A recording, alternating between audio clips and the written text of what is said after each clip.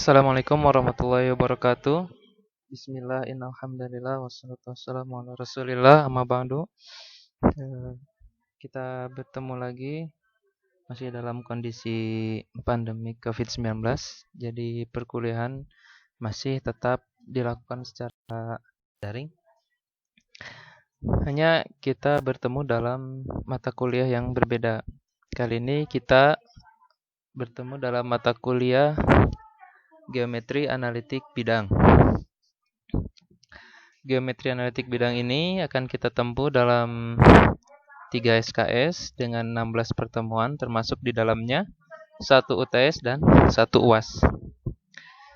Baik, untuk rincian apa saja yang akan kita pelajari nanti akan saya sertakan RPS-nya, materi apa saja yang ada di sana. Namun untuk kali ini pada pertemuan pertama kita akan mempelajari pendahuluan dalam analitik bidang. Oke, sebelumnya mungkin kita bertanya-tanya apa itu geometri analitik. Jadi geometri analitik ini satu cabang matematika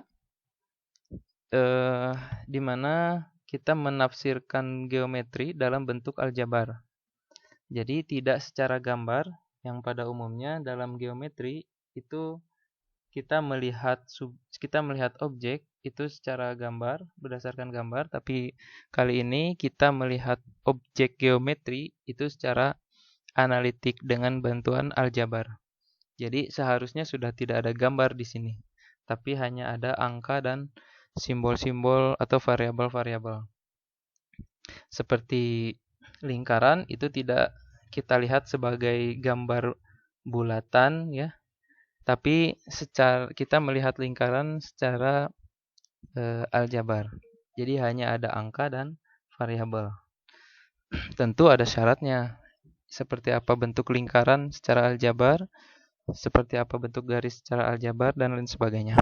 Namun, pertama-tama saya akan menjelaskan beberapa istilah yang perlu kita ketahui. Istilah-istilah dasar. Yang pertama, kita harus tahu yang namanya garis bilangan. Jadi pertama, kita harus tahu garis bilangan. Ya, garis bilangan ini adalah dasar kita mempelajari geometri secara analitik. Jadi pada dasarnya suatu garis itu bisa satu himpunan bilangan real itu bisa kita petakan secara satu-satu pada sebuah garis. Jadi semua bilangan real itu bisa kita tentukan titiknya dalam suatu garis. Tentu saja posisi 0 misalnya dalam satu garis itu akan berbeda dengan posisi 1 dalam satu garis. Begitupun di antara 0 dan 1 pasti akan ada bilangan real yang berkoresponden dengan garis tersebut. Bisa saja di sini, katakanlah di sini 0,5 dan seterusnya. Di antara 0,5 dan 1 pasti masih ada bilangan yang saling bersesuaian. Jadi intinya kita bisa membuat satu bilangan real yang berkoresponden dengan satu garis. Oke, jadi yang pertama kali harus kita ingat bahwa dalam satu garis bilangan itu harus ada patokan yang disebut titik pangkal atau titik pusat, atau biasa kita simbolkan dengan titik 0 gitu ya, dengan titik 0. Sehingga ini nanti akan menjadi patokan kemana arah positif dan kemana arah negatif. Dan kita tahu berdasarkan perjanjian atau kesepakatan seluruhnya bahwa positif itu arahnya ke kanan dan negatif itu arahnya ke kiri. Kemudian yang kedua, yang perlu kita ketahui istilah yang lain adalah jarak. Jadi jarak di sini kita perlu ketahui ada dua jenis jarak. Yang pertama jarak yang memang nilainya selalu positif, katakanlah x, itu ya, jarak x atau jarak satu titik ke titik, jarak dua buah titik. Saya kasih simbolnya misalnya titik A dan titik B gitu. Titik AB, oke. Ini pasti nilainya selalu lebih besar dari 0. Kemudian ada juga jarak berarah. Nah, jarak berarah ini tidak selalu positif, tergantung arahnya. Jadi kalau kita misalnya mempunyai titik B di sini, titik A di sini, katakanlah A-nya X, Y, katakanlah A-nya X, kemudian B-nya Y, maka jarak berarah AB itu sama dengan Y min X. Jarak berarah AB adalah X min Y. Kemudian lain dengan jarak B ke A. Maka nilainya akan X min Y. Tergantung kemana arah jarak itu ditentukan atau diinginkan. Tapi kalau misalnya jarak yang nilainya mutlak atau lebih dari 0, itu selalu kita lihat selisih dari nilai keduanya. Artinya kalau selisih itu pasti nilainya selalu positif. Oke. Kemudian yang ketiga, istilah yang lain adalah sistem koordinat Kartesius. Ini sudah kita tahu semuanya. Sistem koordinat Kartesius itu secara mudahnya adalah dua buah garis bilangan yang berpotongan pada titik O atau titik pangkal secara tegak lurus. Artinya di sini sudutnya pasti 90 derajat. Ini biasanya kita namai sumbu X dan ini kita namai sumbu Y. Ini selalu 90 derajat. Ini berarti koordinat Kartesius siku-siku. Bisa juga kita menuliskannya dengan koordinat Kartesius miring.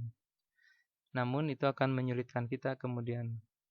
Jadi kita sepakati bersama kita akan gunakan sistem koordinat Kartesius siku-siku. Artinya perpotongan sumbu X dan sumbu Y di titik pangkal itu selalu 90 derajat. Yang keempat,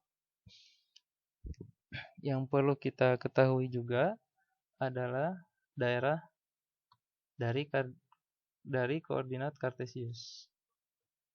Jadi koordinat Kartesius ini kuadran ya.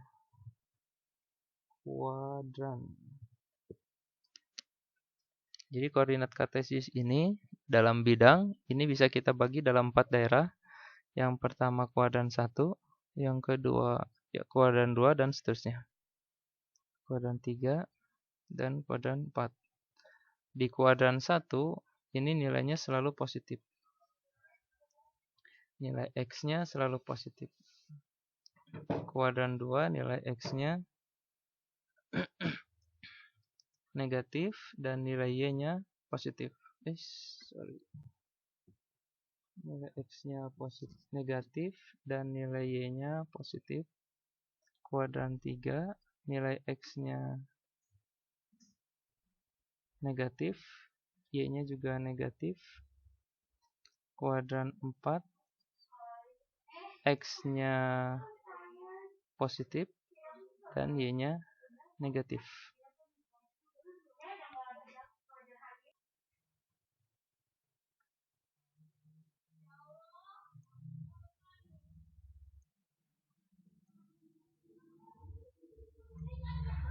Oh ya, sumbu X dalam koordinat kartesius biasa disebut juga sebagai absis. Absis. Dan sumbu Y biasa juga disebut sebagai koordinat. Barangkali rekan-rekan mahasiswa sekalian membaca sebuah buku yang di dalamnya menggunakan istilah absis dan ordinat, maka absis ini maksudnya adalah sumbu X dan ordinat adalah sumbu Y. Oke, kita coba dalam sebuah masalah. Katakanlah saya mempunyai sebuah segitiga sama sisi. Segitiga sama sisi dengan dua titik sudutnya adalah yang pertama 0,0 dan yang kedua A,0. Ini titik sudut. Maka tentukan titik sudut yang ketiga. Jadi kalau kita buatkan dalam sebuah koordinat kartesius dengan titik pangkal 0. Oh ya, jangan lupa kalau membuat koordinat kartesius, karena ini adalah perpotongan dua buah garis, maka selalu menggunakan panah agar menunjukkan bahwa ini merupakan garis. Jadi ada yang namanya garis dan ada yang namanya segmen. Kalau segmen tidak ada tanda panahnya, artinya dia mempunyai ujung. Tapi kalau garis dia tidak berujung. Oke, kembali lagi ke sini. Jadi katakanlah ada sebuah segitiga sama sisi dengan titik sudut yang pertama di 0,0. Artinya di sini ya, 0,0 ya. 0,0. Kemudian titik sudut yang kedua adalah A,0. Nah, A ini merupakan koordinat pada absis. Titik koordinat pada absis. Artinya dia pasti berada pada sumbu X. Dia pasti berada pada sumbu X. Dia bisa di sini atau dia juga bisa di sini. Gitu ya. Dia bisa di sini atau dia juga bisa di sini. Nah, yang ditanyakan, di manakah letak titik sudut yang ketiga? Di pertanyaannya, di manakah letak titik sudut yang ketiga? Artinya ada berapa kemungkinan? Kalau kita membuat segitiga sama sisi, maka kita bisa membuatnya seperti ini. Katakanlah ini sama panjang semua. Bisa juga seperti ini. Bisa juga seperti ini. Bisa juga seperti ini. Ini ceritanya anggap saja sama panjang semua ya. Ini sama panjang semua. Jaraknya sama. Jadi ada berapa kemungkinan titik sudut yang ketiga? Maka ada 4 kemungkinan titik sudut yang ketiga. Bisa dia di kuadran 1, kuadran. Bisa juga dia di kuadran 2, bisa di kuadran 3, bisa juga di kuadran 4. Karena tidak ada ketentuan untuk nilai A apakah dia positif atau dia negatif. Kalau misalnya dia A-nya ini positif, maka ada 2 kemungkinan. Bisa di kuadran 1 atau di kuadran 4. Tapi kalau A-nya negatif, dia titik sudut yang ketiganya bisa di kuadran 2 atau di kuadran 3. Gitu ya. Mudah-mudahan bisa dipahami. Kita lanjutkan ke istilah berikutnya. Istilah yang kelima, yaitu simetri. Simetri. Jadi simetri ini bisa terhadap satu titik, bisa juga terhadap satu garis. Misalnya begini, saya punya sebuah segmen di mana titik A dan B berada pada segmen tersebut. Kemudian C sebuah titik di mana merupakan titik tengah antara A dan B. Maka C ini merupakan sumbu simetri dari titik A dan B, atau pusat simetri dari titik A dan B. Simetri dari titik A dan B, atau dari bayangan A dan B. Bisa juga terhadap garis. Katakanlah ini A, ini B, ini garis L.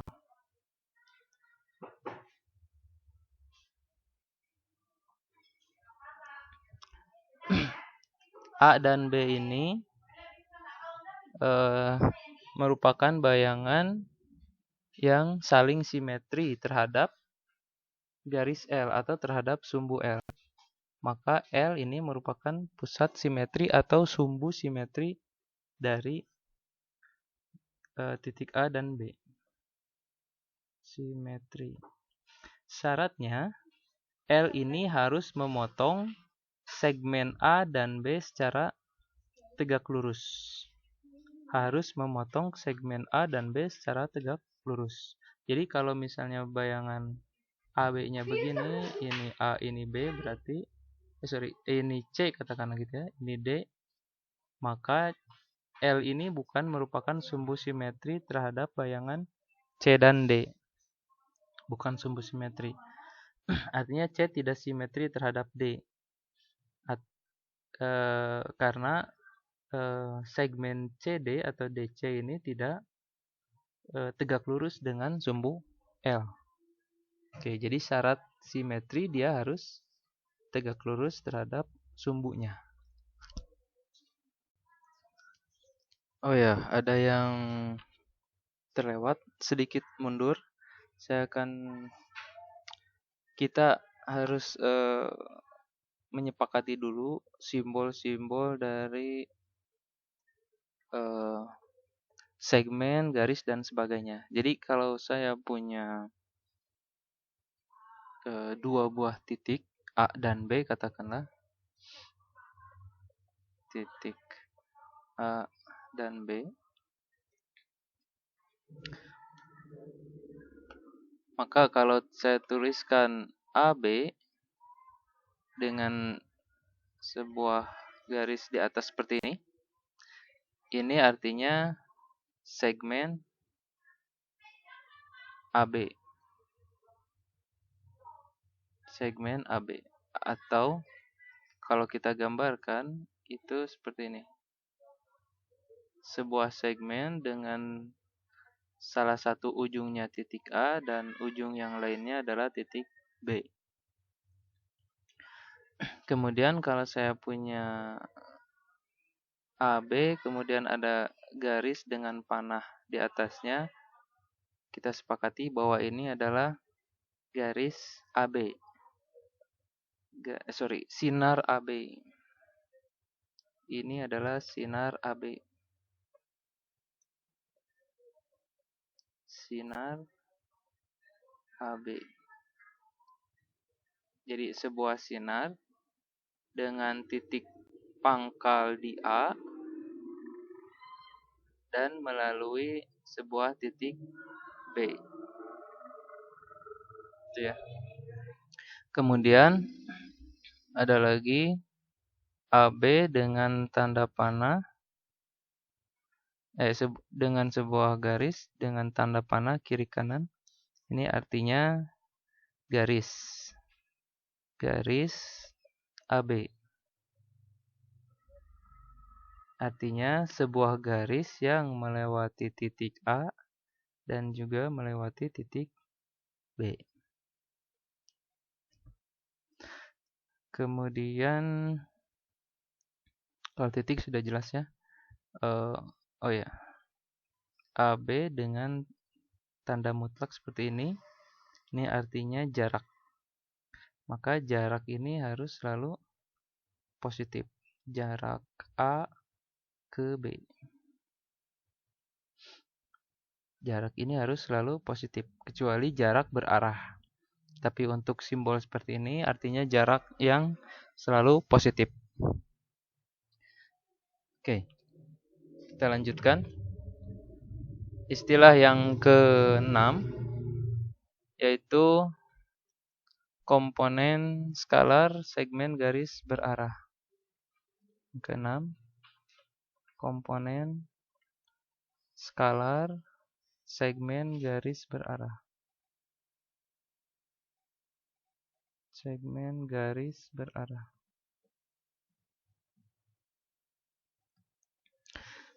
Jadi kita punya sebuah segmen, katakanlah gitu. Yang pertama di sini ada segmen tersebut diawali oleh titik A, kemudian di ujungnya yang satu lagi titik B. Dengan titik A koordinatnya x1 y1, dengan titik B koordinatnya x2 y2. Nah, mana yang disebut komponen skalar segmen garis berarah AB? Jadi komponen skalar segmen garis berarah AB itu merupakan komponen skalar dari segmen garis berarah AB, ialah jarak berarah dari proyeksi AB. Ingat ya, jarak berarah ya. Jarak berarah dari proyeksi AB berturut-turut pada sumbu X dan sumbu Y. Jadi komponen skalar segmen garis berarah AB ialah jarak berarah dari proyeksi AB berturut-turut pada sumbu X dan sumbu Y.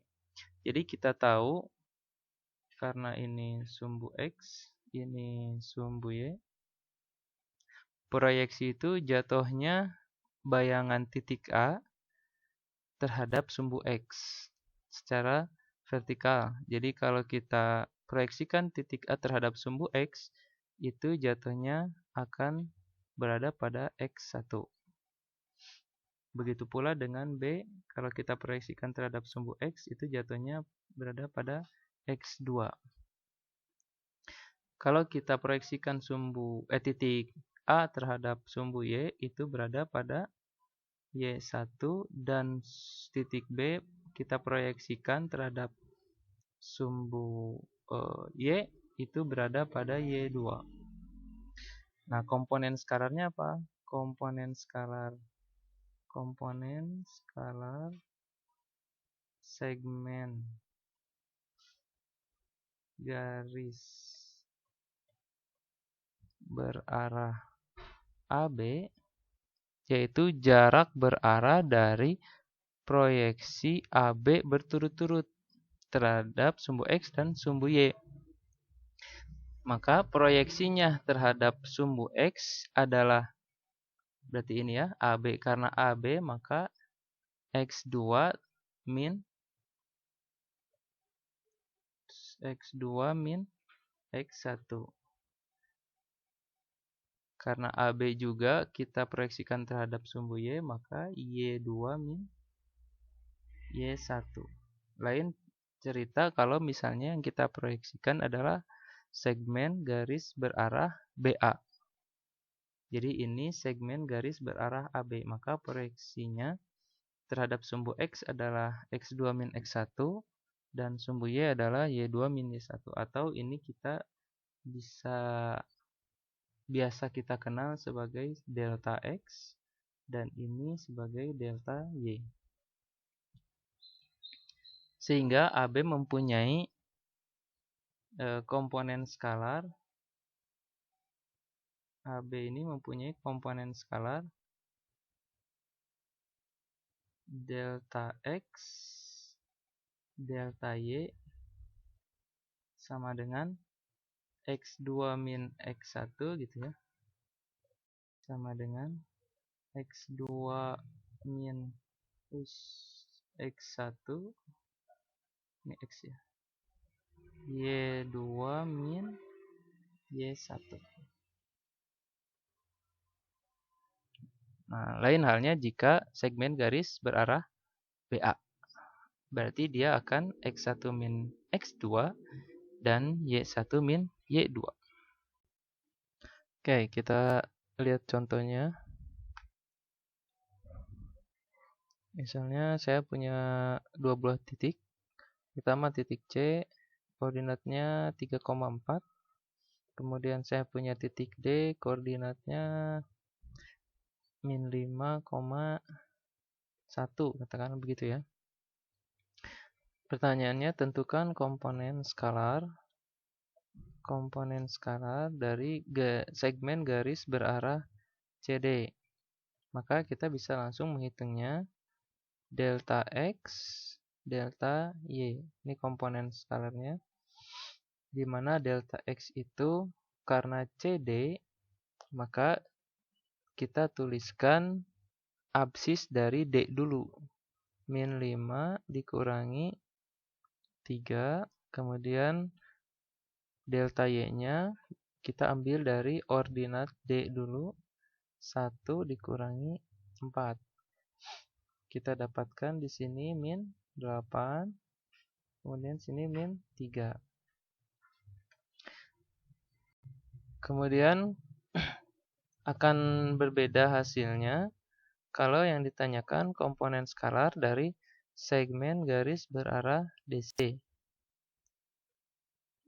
Maka bisa kita langsung hitung sama seperti di atas. Delta X, delta Y-nya sama dengan 3 dikurangi min 5, kemudian 4 dikurangi 1. Di sini kita dapatkan 8 dan 3.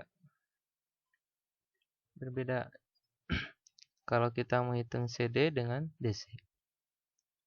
Oke, itu contohnya komponen skalar dari segmen garis berarah. Kemudian istilah yang ketujuh yaitu jarak di antara dua titik. Jadi kita akan menentukan jarak jika kita mempunyai dua titik. Jadi misalnya nih, saya punya titik, katakanlah titik P di sini, saya punya titik Q di sini, maka jarak dari P ke Q ini kita akan sangat mudah menentukannya. Oke, katakanlah ini P-nya X1, Y1 dan Q-nya X2, Y2. Ya, oke. Ini ya. Ini kita tahu Y-nya X-nya pasti 0 ya. Karena dia berada pada sumbu berada pada sumbu Y. Dan di sini Y-nya pasti 0 karena dia berada pada sumbu X. Sehingga untuk menentukan panjang PQ, jarak PQ, kita bisa gunakan rumus Pythagoras karena di sini posisinya siku-siku. Di mana PQ itu akan sama dengan jarak dari P ke O, ke titik pusat atau titik pangkal. PO atau OP sama saja ya, karena dia nilainya positif, ditambah OQ kuadrat. Sehingga di sini bisa kita tuliskan juga delta X kuadratkan ditambah delta Y kuadratkan. Delta X-nya yaitu bisa X1 dikurangi 0, atau kalau penulisan PO berarti boleh juga kita tulis 0 kurangi X1 ya. Tapi nanti hasilnya akan sama saja karena dia harus positif.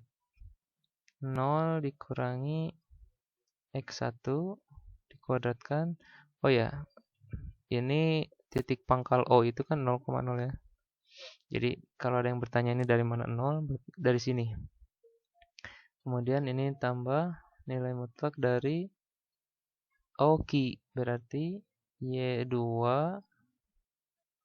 dikurangi 0 dikuadratkan.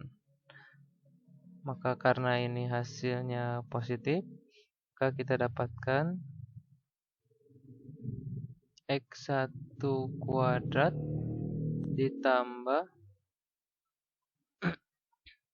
Y2 kuadrat. Maka panjang PQ-nya itu akan sama dengan akar X1 kuadrat ditambah Y2 kuadrat. Oke.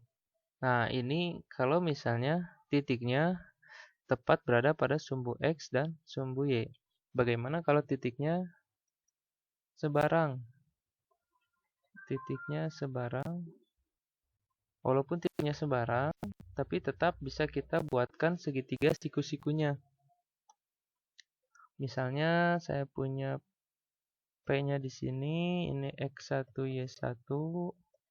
Saya punya Q-nya di sini, ini X2, Y2. Maka jarak dari P ke Q-nya, ini ceritanya lurus ya, anggap aja lurus. Ini bisa kita buatkan segitiga siku-sikunya. Dengan koordinat di sini, katakanlah ini titik R, berarti koordinatnya X1, Y2 ya. Oke. Maka panjang, kita ke bawahkan dulu. Oh, cukup ya. Oke. PQ kuadratnya itu akan sama dengan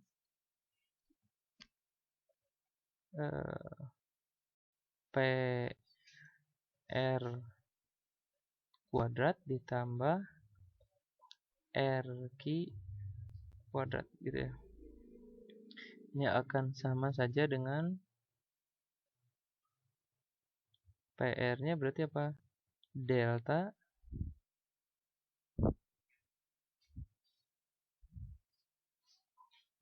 Y. Ya, kebetulan tulisnya delta Y dulu. Tapi ini delta X apa? Posisinya boleh ditukar ya karena penjumlahan. Ini kuadrat, artinya dia berlaku komutatif. Ini delta X kuadrat. Artinya di sini kita punya delta Y-nya itu Y2 min Y1 boleh, Y1 min Y2 boleh. Y2 min Y1, enaknya nilai mutlak itu kalau dibulak-balik hasilnya sama saja. Dia akan selalu positif. Delta Y, ini kok jadi delta Y ya? Harusnya sini delta X. Delta X. RQ berarti X2 min X1 kuadrat.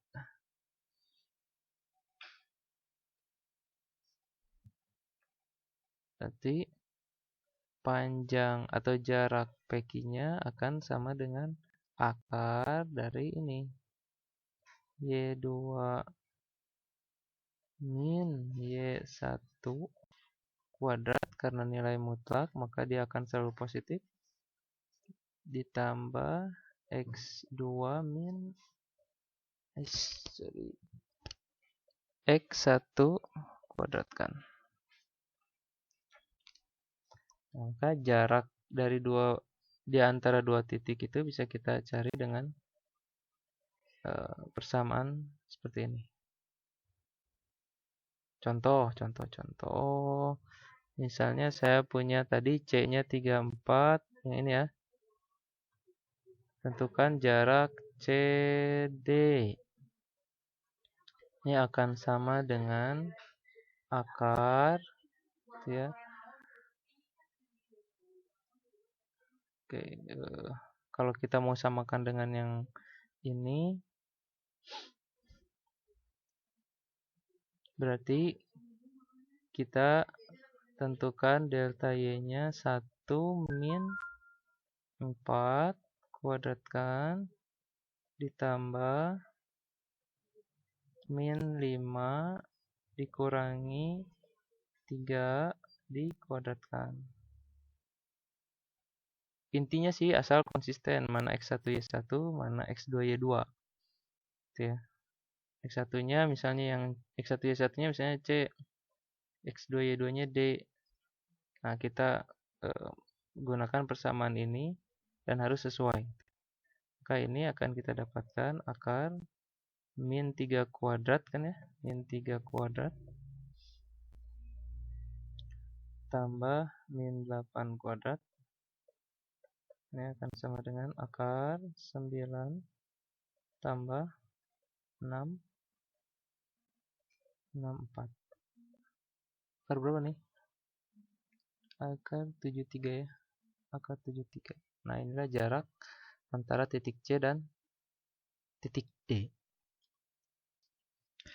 Nah, atau kalau kalian misalnya penasaran, bisa nggak sih yang X1 Y1-nya D dulu atau kemudian X2 Y2-nya C? Ya, boleh dicoba.